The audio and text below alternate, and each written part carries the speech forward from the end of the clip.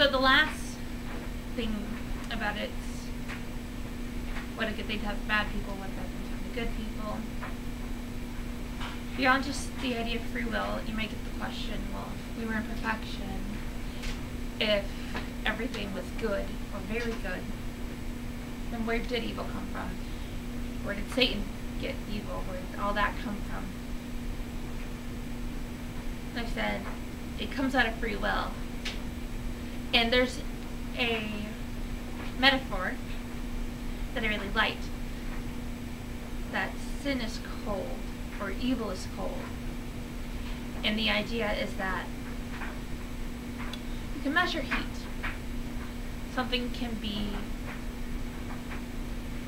very, very hot, and can be hundreds and hundreds of degrees hot, thousands of degrees hot, like on the sun, but it can never measure the coldness of something, because we go from hot to, I don't know, like, say, something's negative 50 or something outside. I live in Southern California, so we don't get that, but general idea.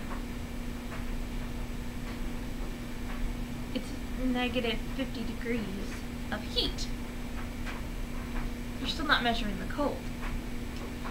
And so that's what it is with God. God isn't evil. And what happens is, say, thousands and thousands and thousands, and the highest you can go on the degree scale, that's God, and that's goodness, and that's purity.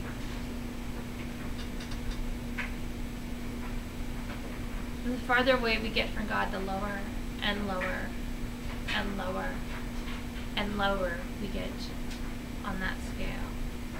So we're negative thousands and thousands and thousands of degrees away from what God is, and who God is, and how He is. So God didn't really make evil. What happens is, like cold, how you can't measure cold, we get so far away from what God wants that that is evil. Evil is renouncing and going against who God is, denying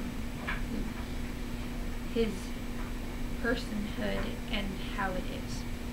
Now, there are plenty of people who are atheist or agnostic or of other belief systems than myself who do things that follow the path of what God wants. I'm not a universalist, and I don't think that leads to heaven, but that makes them a lot warmer on the scale than someone that goes completely against God's character.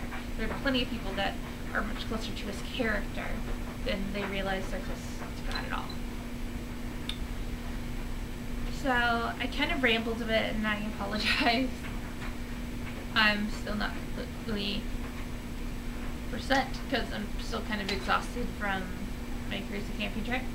So if you want to dialogue again in the comments, I could probably clarify things a lot better. If anybody else has a question, I'd love to do more Ask Biblegirls to your questions. I have one next week that I actually meant to answer during Holy Week. I just never got to it. Another problem. So I'm doing more, and every Tuesday I do a religious video, and I'd love you to continue looking at them and continuing this dialogue if you'd like. There's lots of other things I'm going to post at the end of the video. A list of all my other videos that have to do with God. And for my subscribers, I'm going to see you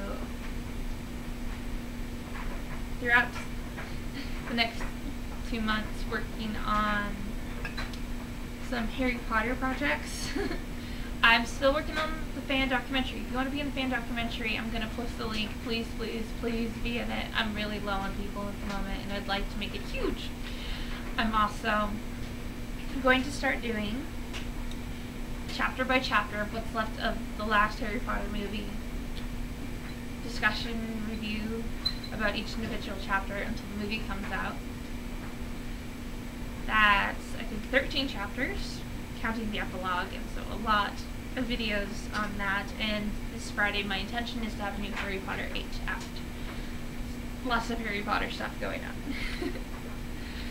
Okay, I love you guys. God bless. And I will see you for the continuing sagas of my crazy Harry Potter fan experience. Bye.